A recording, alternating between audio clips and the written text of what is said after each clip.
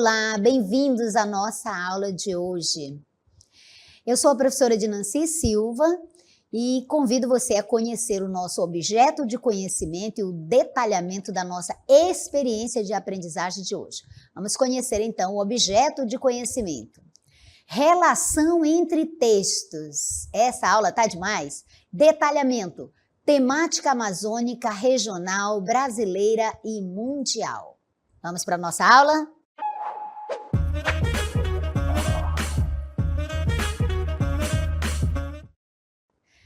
Olha, pessoal, iniciamos a nossa aula hoje tratando de um assunto especial, essencial, fundamental mesmo, para desenvolver a sua competência, a sua habilidade de compreensão e interpretação textual. Estudamos hoje a intertextualidade. Você já ouviu falar dessa palavra, mas você conhece, sabe definir intertextualidade? Você conhece as características da intertextualidade? Você conhece os tipos de intertextualidade? Conhece? Se não conhece, hoje você vai conhecer. Então, olhe para cá. Você certamente já viu, já ouviu falar desse famosíssimo quadro, aquele primeiro ali, que está com aquela cor, né, de um marrom, de um clarinho, né? Você já conhece. Você já viu este quadro? Se você já viu esse quadro, então você vai entender perfeitamente o que eu vou te falar agora, porque a intertextualidade, em grande parte, ela depende do conhecimento de mundo que você tem, desse amplo conhecimento, dessas referências de textos orais, verbais e não verbais, e do conhecimento de um mundo como um todo, para você compreender. Então, aqui nós temos um exemplo de intertextualidade. Aquele primeiro quadro ali é uma das obras de arte mais famosas do mundo. Ela foi pintada pelo pintor renascentista Leonardo da Vinci. Certamente que você já ouviu falar desse pintor. No século XVI. Está no Museu do Louvre, em Paris, e é lindíssimo, uma das obras mais famosas que tem. A nossa colega professora intertextualizou com essa obra. Olha aí, como é que se dá essa intertextualidade? Você percebe, basicamente, que os mesmos elementos formais que estão na obra original, né? Alguns deles estão presentes aqui nesse segundo texto. Isso aqui é um texto imagético, um texto não verbal, da mesma forma que o primeiro, né? Então, alguns elementos estão presentes aqui. Nós temos aqui uma forma de intertextualidade. Nós temos a alusão ou referência, né? Está aludindo a esse texto original, a essa primeira obra original. Agora que você já compreendeu, já tem uma noção do que seja intertextualidade, vamos defini-la no texto. Vamos para o conceito. Então, a intertextualidade é a chamada relação entre textos. O que é a intertextualidade? Antes de mais nada, é a relação que se estabelece entre textos. Falou em intertextualidade, você lembra logo, é uma relação que se estabelece entre textos. E lembrando que o texto ele pode ser verbal, com palavras, ou não verbal, imagético, né? Com imagens, com outros símbolos, como nós demonstramos. Então, um texto estabelece vínculos com outros textos por meio de citações diretas ou indiretas, por meio de alusão ou referência, né? Por meio de uma paráfrase, por meio de uma paródia, enfim, por vários meios que são os tipos de intertextualidade. Ou seja, o texto pode retomar uma narrativa, um fato, uma imagem, um gráfico, uma ideia, ou um conjunto de frases e sentenças que estão presentes em outros textos. E essa retomada pode servir para afirmá-los ou para refutá-los, para negá-los. Então, um texto, a intertextualidade, vai se constituir dessa forma. Um texto se refere a outro texto, um texto original, para quê? Com o objetivo de ou afirmar ou refutar, ampliar os sentidos. Então, é muito importante que você entenda o que é a intertextualidade para ampliar a sua compreensão e interpretação textual, né? E para perceber os multissentidos que os textos nos permitem. Então, a intertextualidade é essa relação que se estabelece entre os textos. Vamos ver, então, mais sobre a intertextualidade para você ir entendendo, desenvolvendo esta compreensão. Então, veja, a intertextualidade compreende esta relação entre textos, entre um texto original e um novo que será produzido, certo? Daí esse diálogo, esta conversa, esta relação que se estabelece entre o texto original e o novo texto construído, certo? Portanto, né, nós temos aqui um processo constitutivo de textos. A intertextualidade, então, vai se constituir, né, num processo que dá origem, que constitui novos textos. Portanto, a intertextualidade, ela tem também esse objetivo, né? Retoma outro texto e constrói novos textos a partir dele, certo? Do original. Portanto, nós temos aqui uma percepção que é iniciada pelos estudos literários também.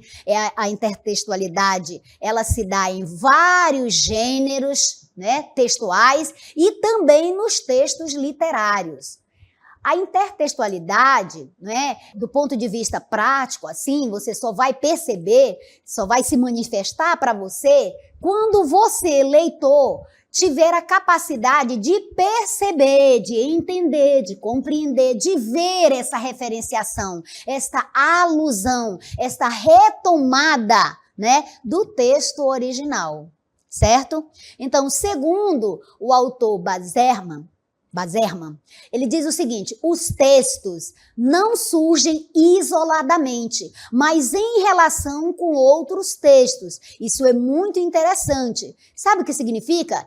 Que o texto, todos os textos que você já leu, que você virá a ler, eles têm como origem, né, na maioria das vezes, um outro texto, um texto original. E a partir daquele texto, né, na temática, no discurso, em alguns aspectos formais, né, ou semânticos, eles são retomados na produção de um novo texto. É isso que ele está dizendo, que os textos não surgem isoladamente, né? Assim do nada. Eles vão surgir em relação com outros textos, ou seja, nessa conversa, nesse diálogo que se estabelece entre os textos. Então, seguindo, a relação entre textos, que pode surgir a partir da linguagem literária com outras linguagens, né? Com outros gêneros textuais, tanto da literária quanto de outros gêneros textuais, né? Vai constituir aí a intertextualidade, essa relação que se estabelece entre textos. E a intertextualidade, como já afirmei para vocês, ela acontece entre vários gêneros textuais, vários, diversos, tanto nos gêneros textuais de natureza jornalística, por exemplo, de propaganda, de charge, humorísticos, quanto os de natureza literária, os textos literários. Vamos ver este exemplo aqui. Mar Português. Eu leio daqui, você lê daí. Vamos ler? Vamos juntas. Ó mar salgado, quanto do teu sal são lágrimas de Portugal. Por ti cruzarmos, quantas mães choraram, quantos filhos em vão rezaram, quantas noivas ficaram por casar para que fosses nosso, ó mar. Valeu a pena? Tudo vale a pena se a alma não é pequena. Olha, valeu a pena? É a pergunta que o autor faz.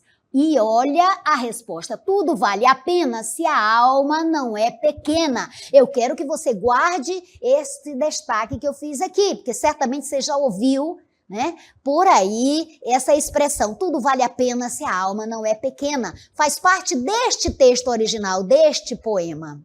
Agora, seguindo ainda, quem quer passar além do bojador, tem que passar além da dor.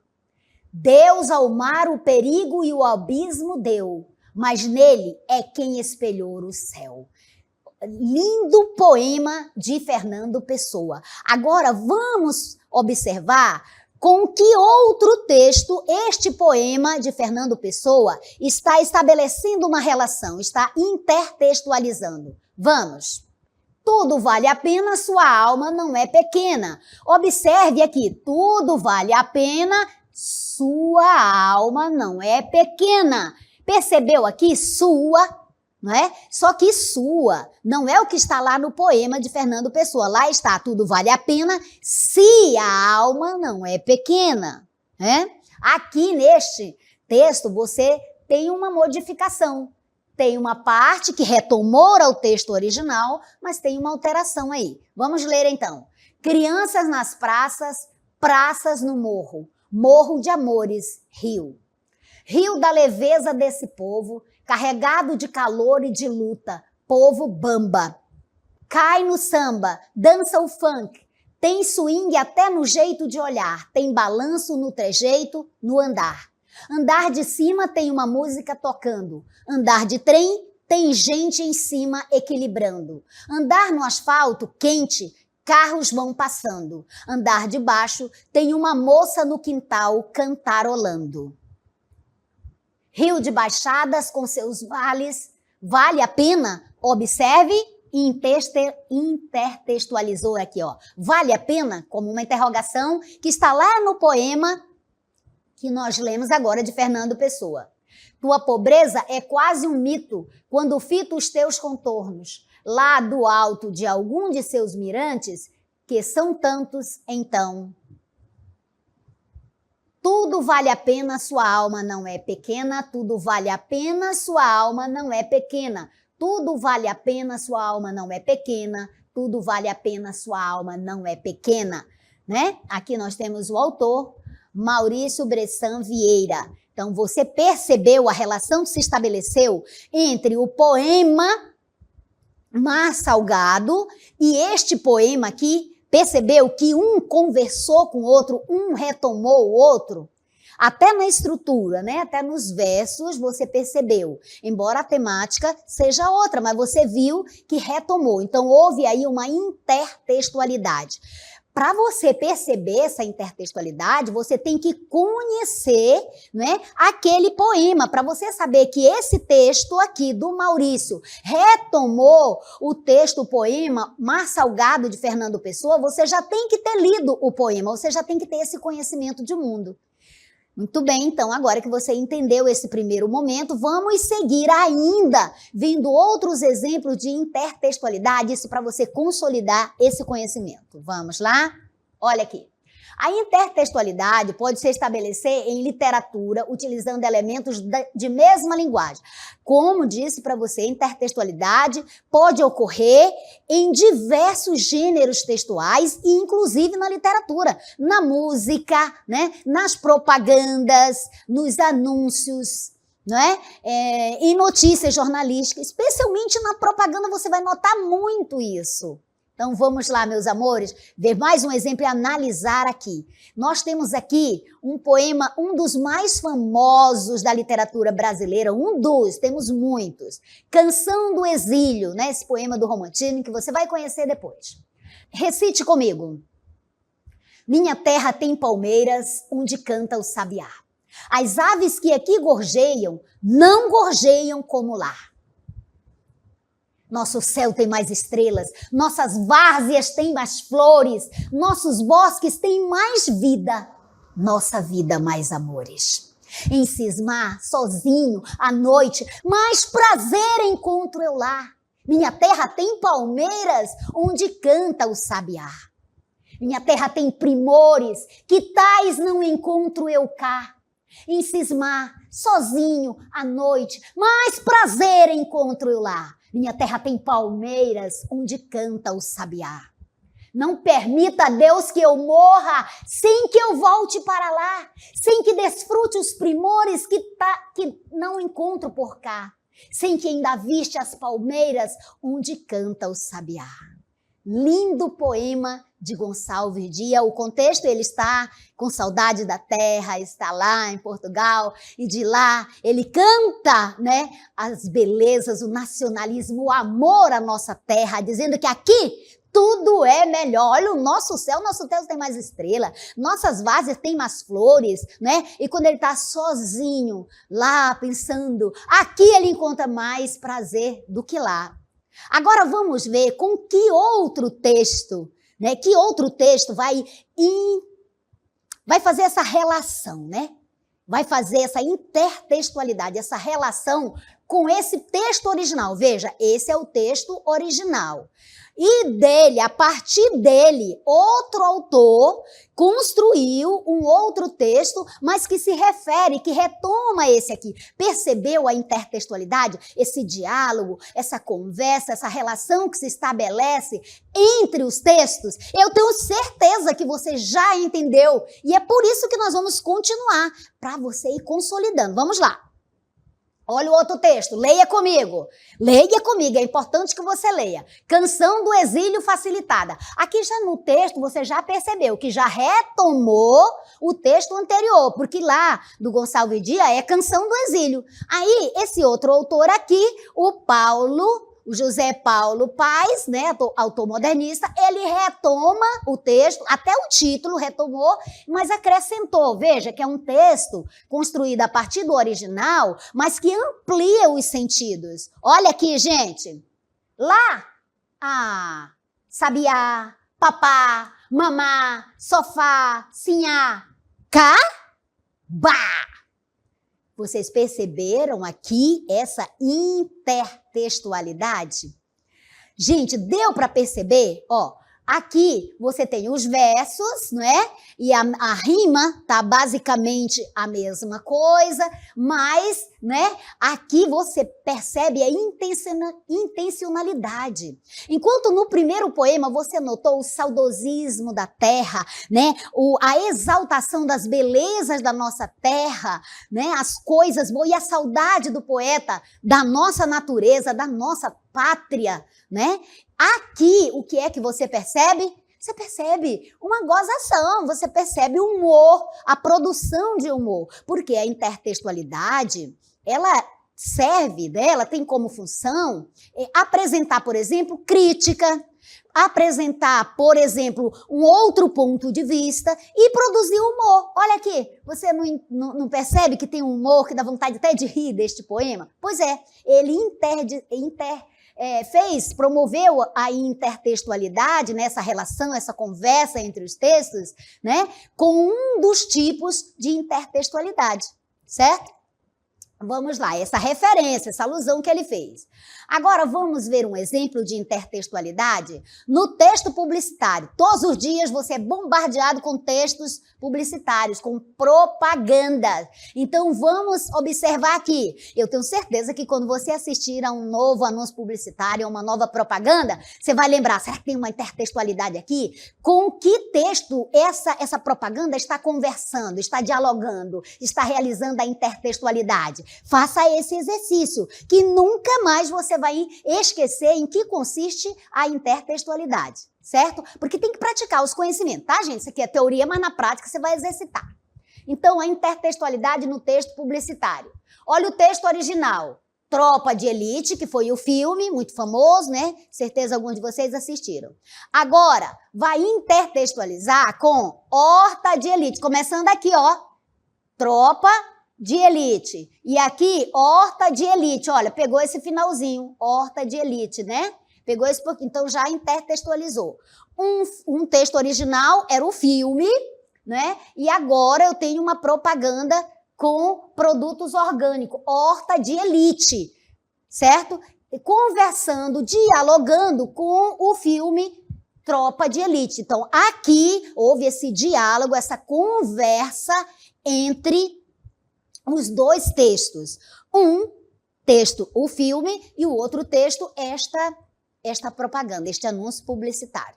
Isso está claro para vocês? Eu tenho certeza que está. Mas vamos adiante para consolidar ainda mais a compreensão e entendimento da intertextualidade, que é fundamental para você desenvolver a capacidade de análise textual, de compreensão e interpretação textual. Vamos lá. Nós temos um outro aqui, a intertextualidade no texto publicitário. Um outro exemplo no texto publicitário, nas propagandas, né? Esse setor utiliza muito a intertextualidade. Mania de Você, que é a música da cantora Rita Lee, não é? E aí diz assim, ó, eu não vou cantar, tá, gente? Que eu não canto, só no banheiro. Mas olha isso aqui. Meu bem, você me dá água na boca.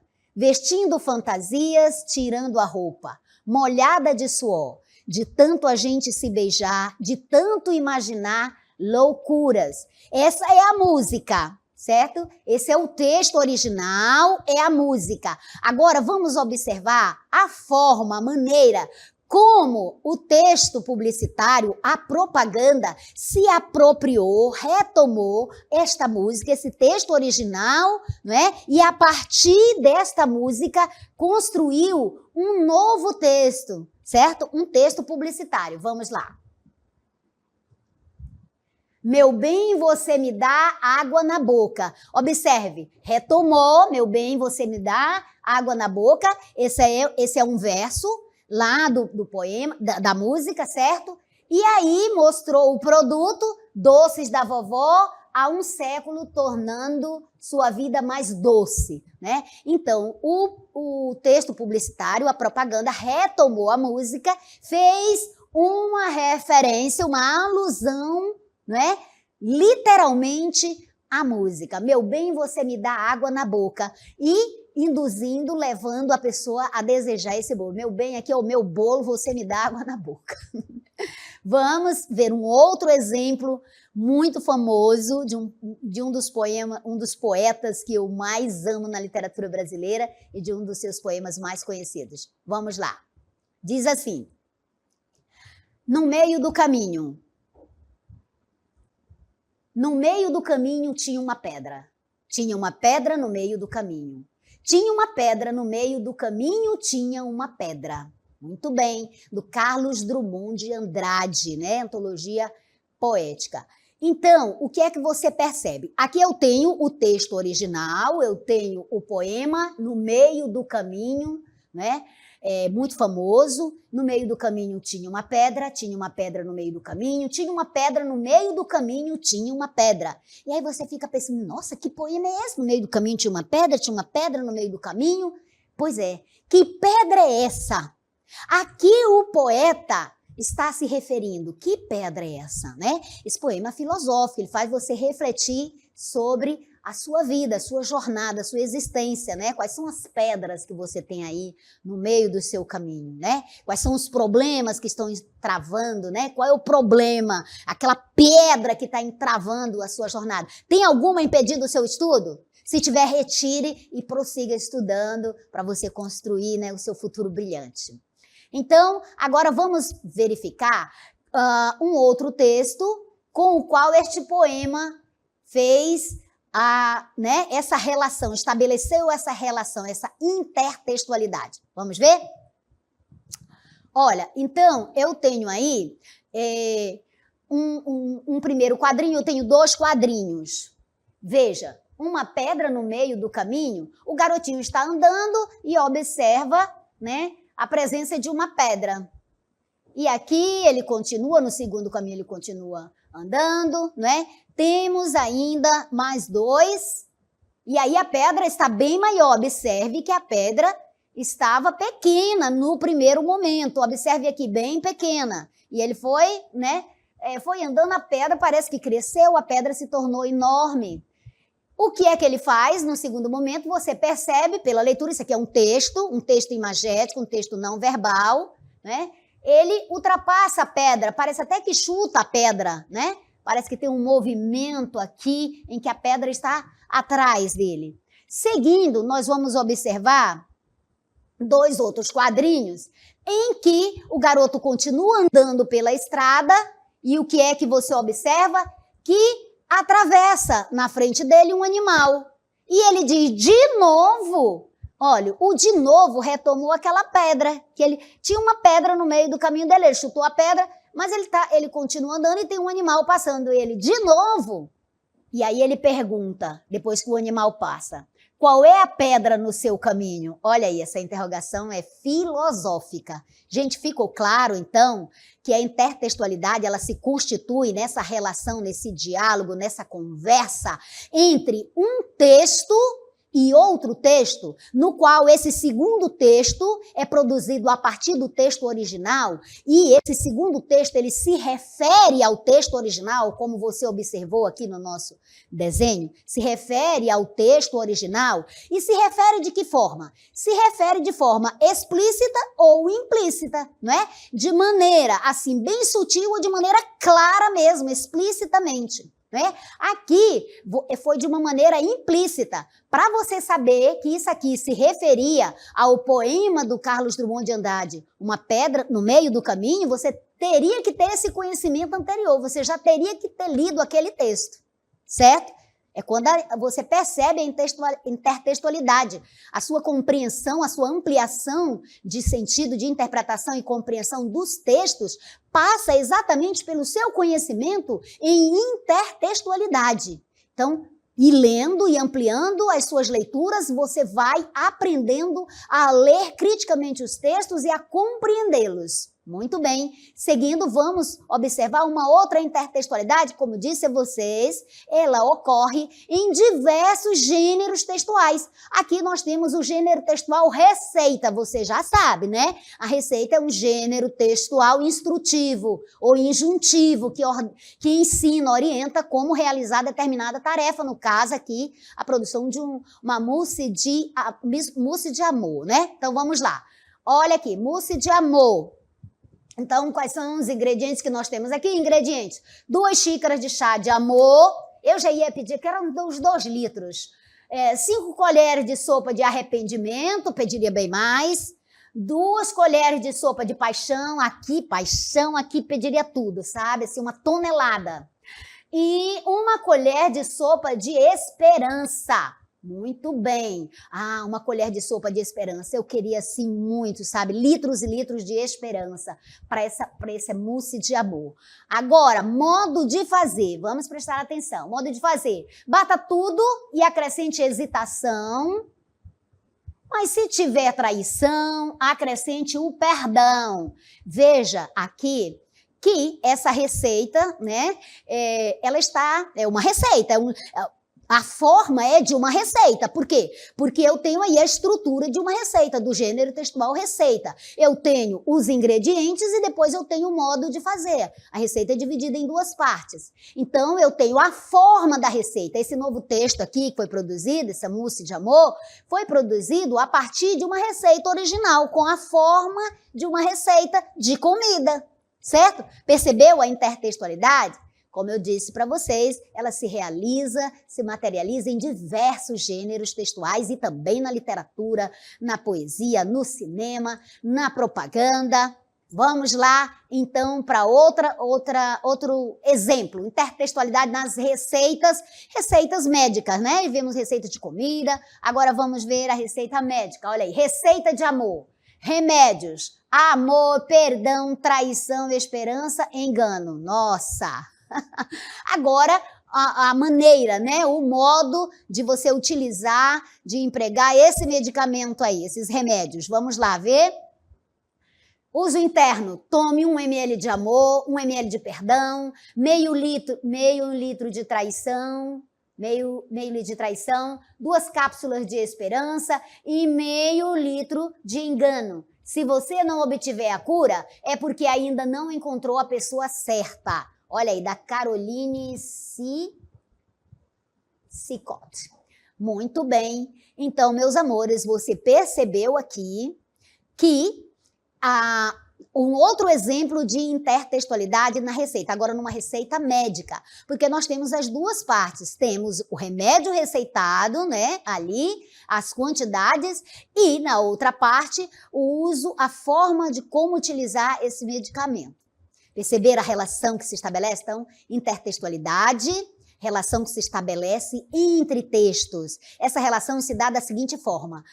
O segundo texto, o texto produzido, ele retoma o primeiro texto para construir um novo. Retoma de forma explícita ou implícita. Essa foi a nossa aula de hoje sobre intertextualidade. Eu espero muito, muito que você tenha gostado, mas, sobretudo, eu espero que você tenha entendido, tenha aprendido. Até a próxima.